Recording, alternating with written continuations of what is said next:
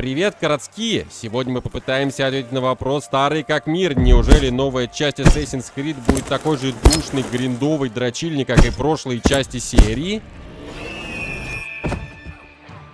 Но как мы можем ответить на этот вопрос, если Shadows еще даже не вышло?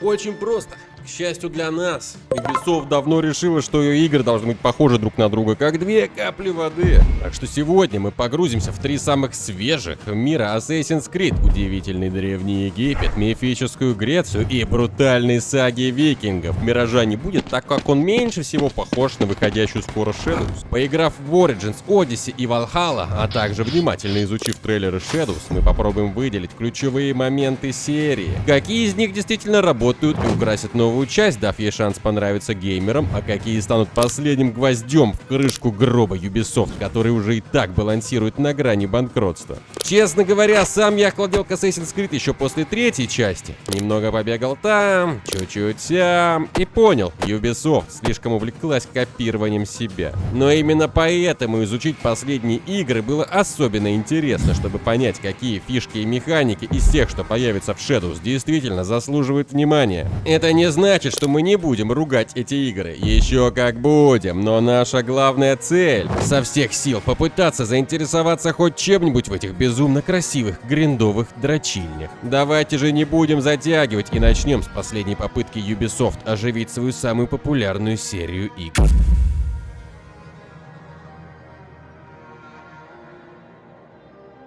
Origins должна была встряхнуть серию, которая к моменту выхода игры в 2017 году успела всем уже надоесть. После Syndicate стало очевидно, что выпускать однотипные игры до тех пор, пока фанатов не заебет, это фишка Ubisoft. Цель у них была амбициозная — взять формулу сверхуспешного Ведьмака 3 и натянуть ее на нефритовый жезл серии Assassin's Creed. Новый подход, новый герой и все, что нужно, чтобы спасти серию. И знаете что? Получилось у них достаточно хорошо. За то, что юбики не побоялись тогда попробовать новый подход, сразу ставим плюс. И будем надеяться, что им хватит смелости добавить достаточно нового и в Shadows. Новые RPG-механики, лут, система снаряжения, прокачка, много интересных квестов, еще больше неинтересных квестов и, что самое главное, один из лучших сеттингов серии, который ни до, ни после не успели затереть до дыр в других произведениях. Очаровывающий Древний Египет. Когда ты скачешь мимо гробниц фараонов по пустыне на своем верблюде, слушаешь действительно отличный атмосферный саундтрек и смотришь вдаль, ты понимаешь, что, оказывается, ты всегда в душе был египтянином. Хоть и знаком с этой страной только по фильму «Мумия» с Бренданом Фрейзером, просто раньше ты не знал об этом. Сука, как же красиво, как же хорошо, что это не очередное зеленое поле с цветочками, как во всех остальных играх. И критики, и игроки отмечали сеттинг как одну из сильнейших частей игры, и с ними трудно не согласиться. Если вам хоть немного интересно потыкать эту игру ради пирамид и женщин, которые не знали, что тогда уже изобрели одежду, советую начинать ставить ее прямо сейчас, не пожалеете. За сеттинг и невероятно красивый мир ставим плюс.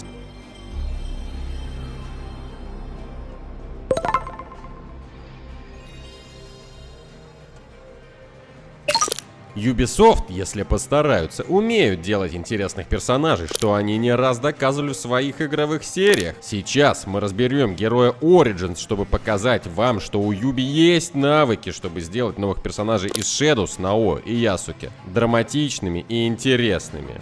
Итак, Origins. Играть нам дали не за абы кого, а за Меджая по имени Баек, блюстителя закона, охранника порядка, защитника народа, и это очень важно для игровой формулы. Почему? Потому что Меджай как раз таки очень хорошо подходит для квестов в духе «Помоги всем», например, «Спаси кошку с дерева», «Объясни игрокам в доту, что в нее можно уже давненько так не играть», или «Давайте спасем Ubisoft от банкротства». Эти квесты не противоречат персонажу. Баек — человек, искренне заботящийся о своем народе, даже несмотря на то, что сам он сломлен трагедией. Что же с ним случилось такого, что Ubisoft выбрали его в главные герои? Орден, прототамплиеры, похитил сына Байка, считая, что он способен открыть древнюю гробницу предтеч. Наш слоняра попытался дать отпор, но все пошло не так. Его сын погиб. Эта трагедия стала точкой невозврата для него, и герой поклялся уничтожить всех виновных. Так началась его охота на людей в масках. Выкашивая их одного за другим, Байк осознает, что все это не просто заговор каких-то чмоней, а часть куда более масштабной и зловещей игры. В ходе своих гачи-приключений он даже познакомится с Клеопатрой, которая, заприметив нашего Меджая Даркхолма, предложит ему секс, за который он должен будет отдать свою жизнь, на что наш любитель мужчин и качалки скажет ей что-то в духе: «Нахуй надо мне это делать? Не понимаю, зачем». Что делает Байка особенным? Это его человечность. Он заботится о других, но за теплой улыбкой скрывается человек, сломленный утратой. Это лицо настоящего героя, который, кстати, является одним из основателей Братства Ассасинов. Жаль, что Ubisoft часто забывает о его значимости. За лучшего ассасина со времен Эцио ставим плюс. Если Ubisoft сможет создать в Shadows героев с такой же харизмой и трагической историей, то серия действительно получит шанс на новое дыхание. Привет. Это Рома из будущего. Недавно Ubisoft дали попробовать игру блогерам и журналистам, показав нам гораздо больше геймплея, и мы узнали много нового. И периодически я буду появляться вот здесь вот из будущего, чтобы рассказать вам новую информацию. Сразу скажу про персонажей с точки зрения геймплея. Наоэ супер-мега класс. Всем нравится. Быстрая, ловкая, стелсовая, как будто бы лучший ассасин в серии. Я, сука же, чувство такое, будто бы мир дизайнили совсем не под него. Он медленный, плохо лазает, и вот как будто бы он там не пришей кобыли хвост. Про персонажей все, ну ладно, продолжаем видео. Но как же обстоят дела с боевкой, спросят самые агрессивные любители потыкать палками друг друга. Как было принято говорить в 2017 году, а тогда вышла игра боевка, похожа на Dark Souls.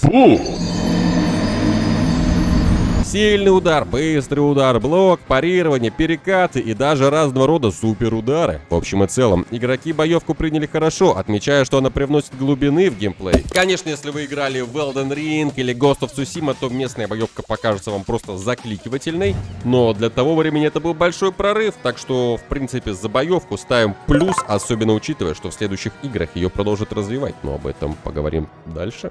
Что касается сюжета и лора, здесь все неоднозначно. Старые фанаты, которые готовы возлечь Сэцу и зачать от него ребенка, разумеется, недовольны и наныли. Лор стал еще проще и понятнее для массового игрока, и для олдов это катастрофа. Но я вам скажу, нормально все там. Ничего сверхъестественного, но достаточно интересно, чтобы после встречи с чем-то необъяснимым полезть на вики и с отвисшей челюстью узнать, что за хуйню ты только что увидел. Так что лор и сюжет вполне окей. Алды ноют, ньюфаги не понимают. Но так всегда бывает с большими игровыми сериями. Точно так же будет и в следующих частях, и совершенно очевидно в Shadows.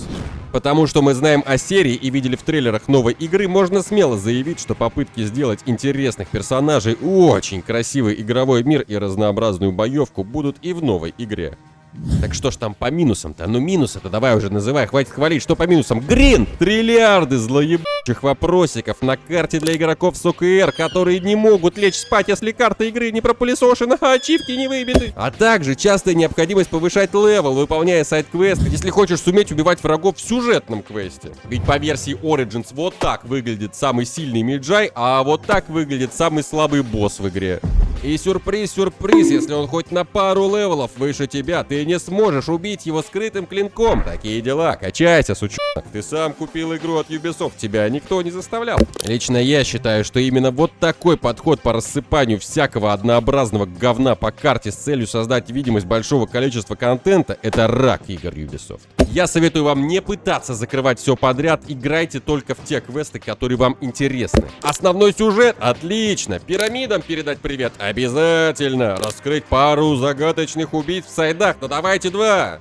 Но хвататься за каждый вонючий вопросик на карте? Этот совет распространяется вообще на всю серию Assassin's Creed, и вряд ли Гринд минует Shadows. Это минус. Хотя надежды на то, что разрабы поймут, что триллиард однообразных вопросиков на карте возбуждает только любителей Геншина, еще остаются. Особенно учитывая, что мы узнаем о грядущей новинке дальше в этом видео. В Origins Ubisoft сделала первый шаг к новой формуле. Яркий герой, свежая боевка и масштабный мир. Но это был только фундамент. Когда французы поняли, что эту схему можно доить до победного, они решили выпустить новую часть серии под названием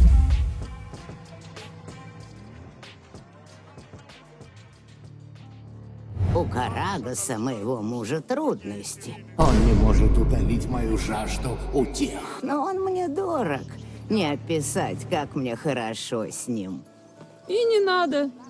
Как вам всем известно, у Ubisoft очень маленький писюн, из-за чего они это постоянно чем-то компенсируют. И поэтому в новой игре они решили взять все, что было в прошлое, и сделать это больше. Действие игры разворачивается в Древней Греции задолго до событий Origins. Получается, что это такой Origins.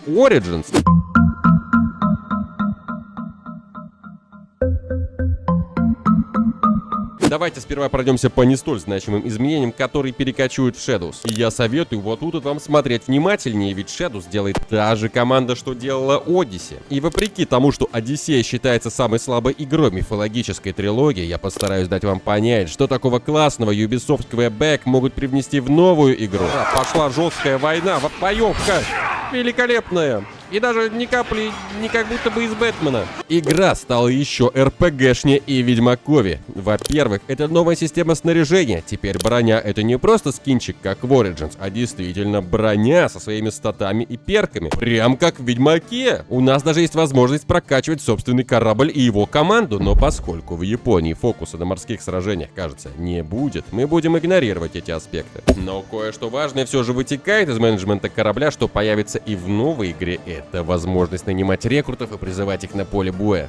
Сам процесс найма команды заслуживает отдельного внимания. Чтобы заполучить нового рекрута, ты сначала уверенно подходишь к нему, говоришь «привет», мудохаешь его до потери пульса, а затем он с благодарностью присоединяется к тебе. Ведь именно в тот момент, когда ты сжимал его шею, он вдруг осознал, что ты лидер его мечты. Рекруты помогают в бою, усиливают корабль и становятся частью стратегии. В Shadows эта идея продолжится, и на Reddit разработчики поделились интересными примерами. Например, они упомянули, что им нравится при игре за Ясуке, танка Бычару, который устраивает дестрой прямо в куче врагов, пользоваться помощью рекрута-ассасина, заточенного на стелс, чтобы он тихо сделал свои дела, выполнив задание. Звучит вкусно и сексуально. Ну конечно, эту механику Ubisoft придумали еще 10 тысяч лет назад в Assassin's Creed Brotherhood. Кстати, в моей любимой игре, блять, не снимаются. Наручи застряли. Лично от меня за это плюс. Самый главный плюс для меня в этой игре — это диалоги. Камера берет красивые ракурсы, а персонажи активно жестикулируют и ходят по локации. Даже предметы друг другу передают, они делают это как в Ведьмаке.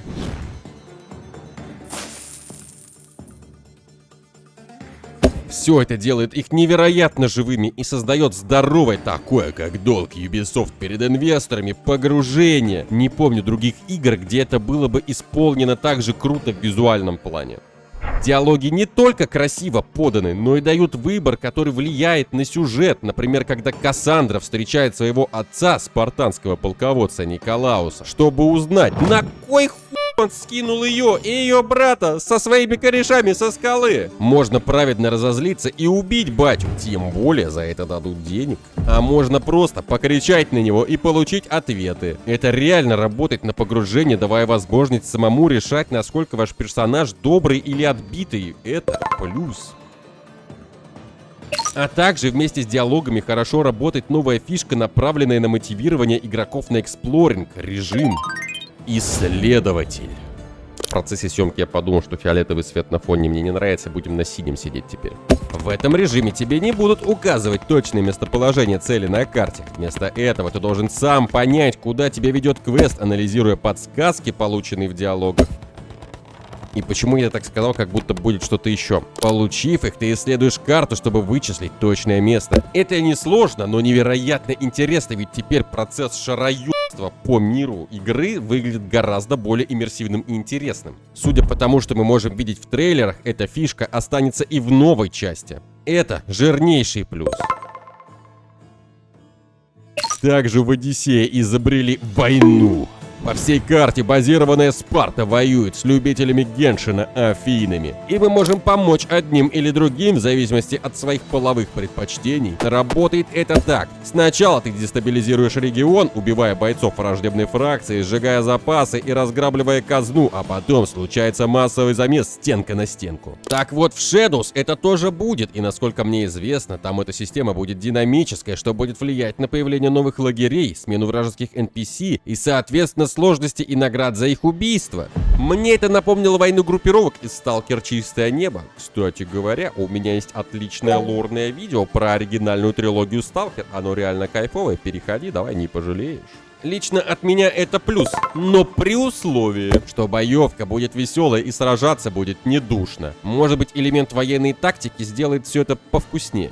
С плюсами ясно. Так давайте обсудим то, к чему вообще непонятно как относиться. В игре неожиданно появляются мифические существа, вроде Медузы, Горгоны, Минотавра и Циклопа, которые, конечно, добавляют эпичности, как в каком-нибудь God of War, но их наличие побуждает задать вопрос: а какого хуя, собственно? По официальной лорной версии, эти твари были созданы представителем расы Ису. Этакие результаты экспериментов по скрещиванию видов. Хотя даже это объяснение дается только в DLC, будто разрабы сначала добавили клевых монстров, а когда неблагодарным игрокам не понравилось, что в их любимой некогда сайфайной вселенной бегают фэнтези-монстры, дебила, понимают ничего на этих игроков, то они натянули сову на глобус, чтобы дать хоть какое-то объяснение. Я считаю, что это и не плюс, и не минус, но мне кажется, что было бы лучше, чтобы это были какие-то галлюцинации героя или симуляции Ису, чтобы сохранить мистический sci-fi подход. Что касается Shadows, то японская мифология еще более чувствительная тема. Надеюсь, разработчики подойдут к ней осторожнее, чтобы сохранить баланс между фантастикой и историей, нагоняя побольше именно мистики, как в Origins, вокруг всего паранормального. Они сделают Они и Йокаев реальными ебаками.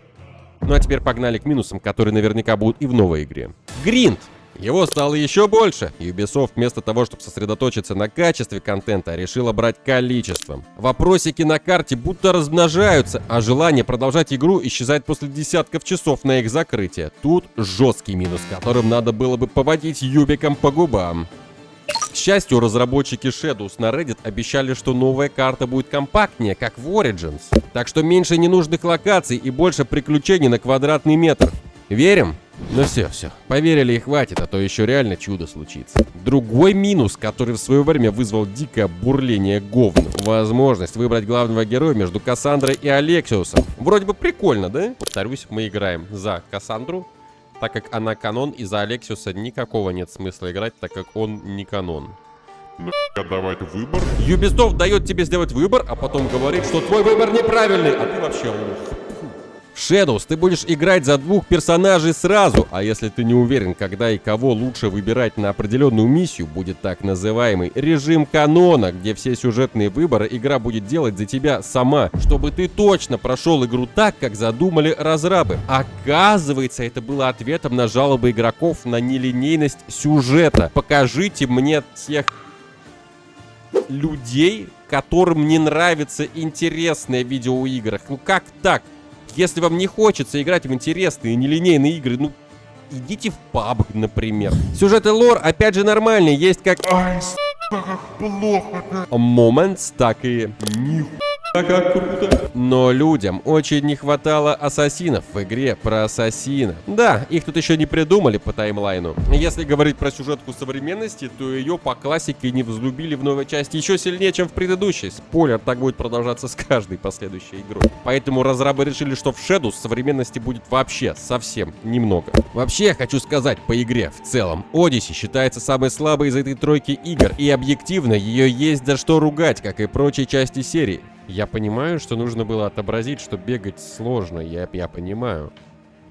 Но не так же, блять, часто, Кассандра. Вот смотри.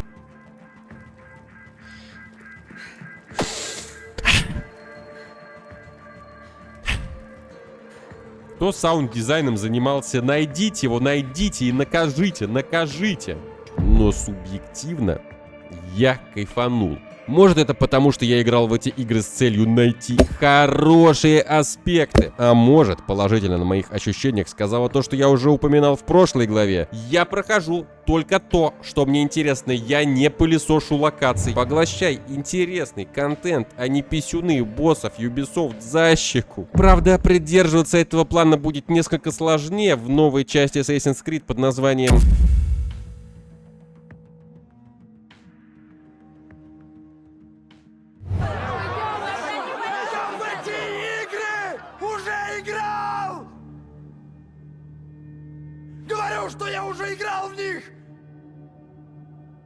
Наша любимая видеоигровая компания, услышав критику о больших картах и растянутом прохождении игры, осознала наконец-таки все и решила сделать новую игру еще больше, чтобы все поняли, что в Ассасина нужно играть до конца жизни, желательно с покупкой скинчиков. На этот раз мы играем за викинга Эйвора, который может быть любого гендера, первого, второго, и приключения разворачиваются в эпоху набегов на Англию, знакомую фанатам сериала «Викинги». Здесь даже сыновья Рагнара Лодбрака есть. Юби явно очень хотели, чтобы сеттинг вам понравился. Карта, как всегда, красивая, антураж и атмосфера жизни викинга на чужбине переданы классно. Наши французские слоняры все-таки на создание сеттингов собаку съели. Это плюс.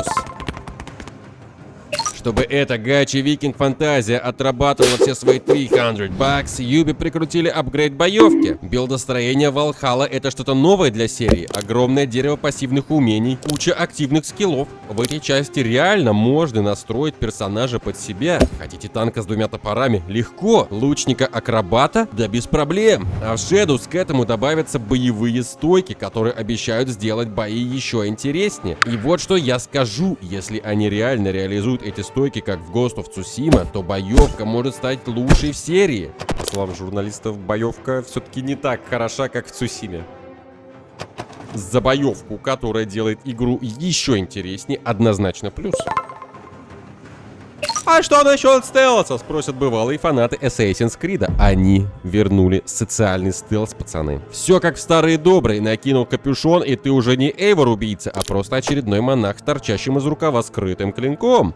Да, стелс нужен редко, потому что чаще приходится прорубаться силой, но возможность использовать социальный стелс возвращает те самые вайбы, когда ты тихо приходил, делал свое дело и исчезал, оставляя стражу кричать «Ассасино!». За геймдизайн, который подталкивает к игнорированию стелса, минус, но за социальный стелс и вайбы первых частей жирный плюс.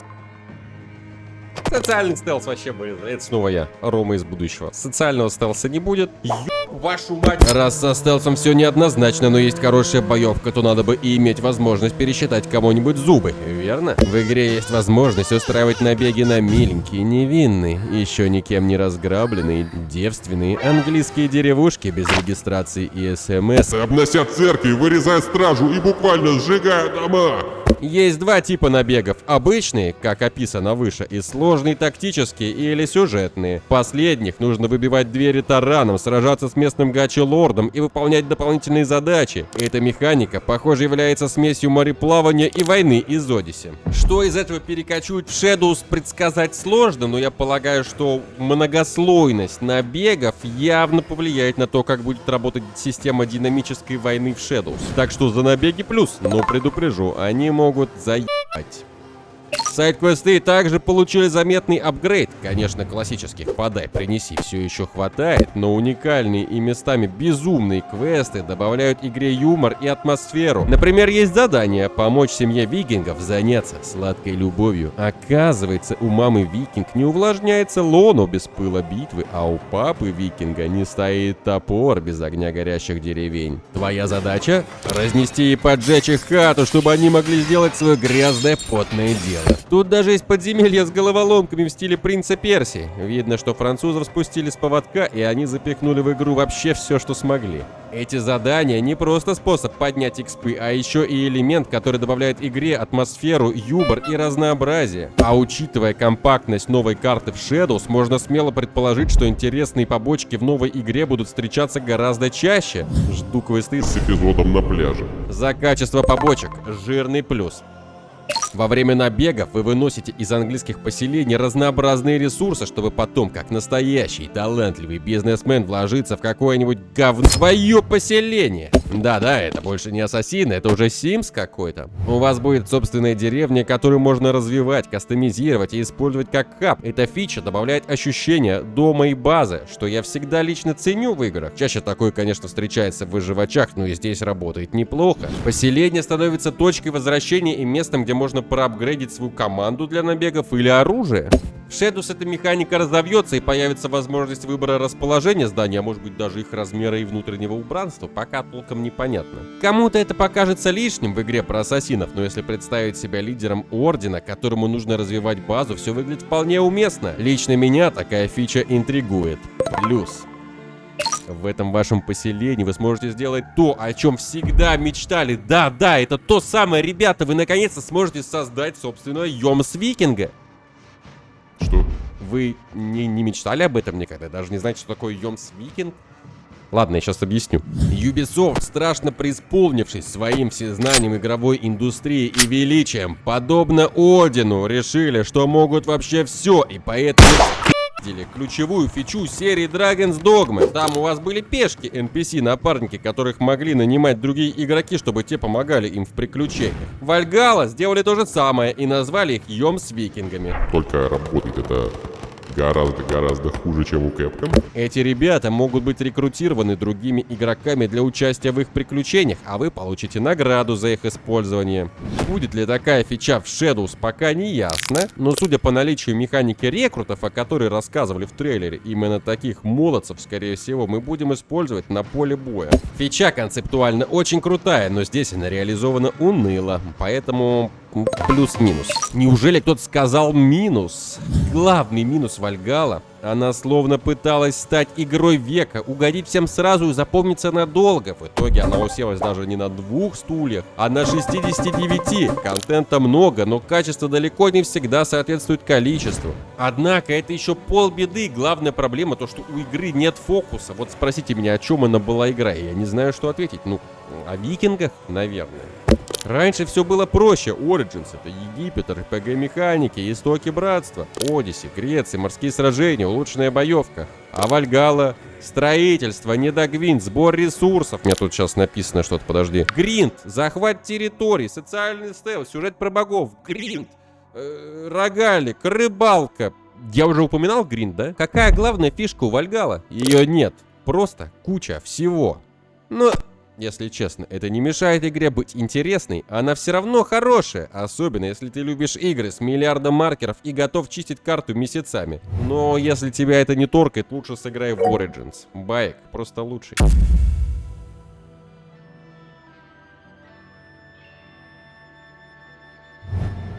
Итак, мы разобрали 3 части мифологической трилогии. Конечно, 3 части в трилогии. Да. В общем, мы разобрали эти игры, определили, какие аспекты из них были хороши, какие были плохи и какие из них появятся в Shadows. Давайте же подытожим. Крутая боевка и стелс. Это так или иначе развивали все прошлые игры. Я точно хочу упомянуть, что стелс в этот раз реально обещает быть потрясающим. Стелс в Shadows возвращает дух первых частей и даже развивает его, добавляя новые механики. Возможность ползать под зданиями, сливаться с окружением, использовать крюк-кошку для уничтожения врагов и манипуляции с окружающей средой, которая работает еще и по физике.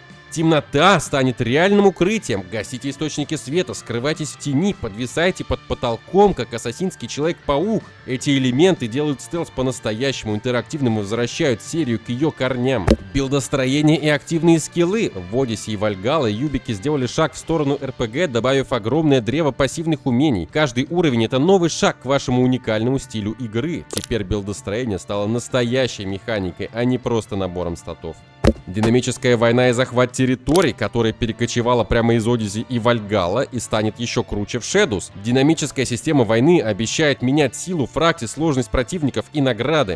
Призыв рекрутов, система, вдохновленная Odyssey и Valhalla. Вы можете нанимать бойцов, у каждого из которых свои навыки. Например, тяжелый танк будет отвлекать врагов, пока вы занимаетесь делом, или стелс-ассасин поможет убрать нужную цель незаметно. Компактная карта, больше пользы, меньше гринда. Гигантомания Valhalla и Odyssey позади. Теперь мы получим компактную карту, где каждый уголок что-то значит. Хочешь квестов, лута и врагов? Все рядом, без необходимости бежать 3 дня через пустую пустыню. Качественные побочные квесты. В Valhalla юбики сделали шаг вперед с побочками, и можно смело предположить, что вряд ли компания посчитает, что это было плохим решением и не станет делать крутых квестов в новой игре. Как и я в своих видео Управляю базой. так и ты, Valhalla и Shadows, можешь строить свою. В новинке это перерастет в полноценное строительство. Выбирайте, где и какие здания поставить. И это не просто фича ради фичи, а возможность почувствовать себя ментором ассасинов, который развивает Орден в Японии. Как видите, цель, поставленная в начале этого видео, проанализировать старые части серии и сделать выводы о том, что крутого появится в Shadows, вполне себе может считаться выполненной. Я очень надеюсь, что после просмотра этого видео ты почувствуешь себя немного возбужденным по отношению к новой игре, и что ты не поддашься традиционному интернет-засиранию, который сопровождает сейчас любой новый релиз, а оценишь ее трезво, отмечая как плюсы, так и минусы, как уважаемый True Gamer. От себя скажу, что до начала работы над видосом я был ярым скептиком и относился к этой серии игр весьма негативно, что могут подтвердить мои зрители на Твиче. Привет, Барти. Но погрузившись в трилогию, я понял, что это хорошие игры. Их главная беда — однотипность, частый релиз и соседство со слишком похожими на них играми, как Ghost of Tsushima, Hogwarts Legacy, Horizon, Witcher. На то время этот жанр просто всем приелся. Но если вы давненько не протирали свой скрытый клинок, то может стоит дать новой игре шанс? Может стоит дать Ubisoft шанс и помочь им удержаться на плаву и не закрыться из-за банкротства, которым грозит в случае плохих продаж Shadows? Выбор за вами. Да, спасите Ubisoft. Если они умрут, я никогда не узнаю, что там дальше случилось с Принцем Персии. Они же не выпускали продолжение, а я хочу. Не дайте им сдохнуть, пожалуйста. Но это все интересное, что я хотел сегодня рассказать о новых и последних играх серии Assassin's Creed. Делитесь своими мыслями, желательно позитивными, о том, что стоит ждать от новой игры. Рассказывайте, забайтил ли я вас на прохождение трилогии мифологической или нет. А сейчас, чтобы сделать мне и моему скрытому клинку приятно, давай-ка подпишемся на мой канал, поставим лайк, оставим какой-нибудь кайфовый комментарий, покажем видео другу. Также зайдем ко мне на Twitch, где я стримлю разные игры, и мы с пацанами, в общем-то, весело проводим время. Подписывайся на мой телеграм-канал с анонсами и всяким классным. Заходи в Discord, где мы с ребятами общаемся. Также, если ты хочешь поддержать выход этих видосов вот здесь на ютубе, то можешь подписаться на мой бусти или сделать мне приятно на Donation Alerts. Ну и напоследок не забывайте, ничто не истина, все дозволено. Без гринда не вытащишь и лута из пруда. Берите Ubisoft за рога. Пока.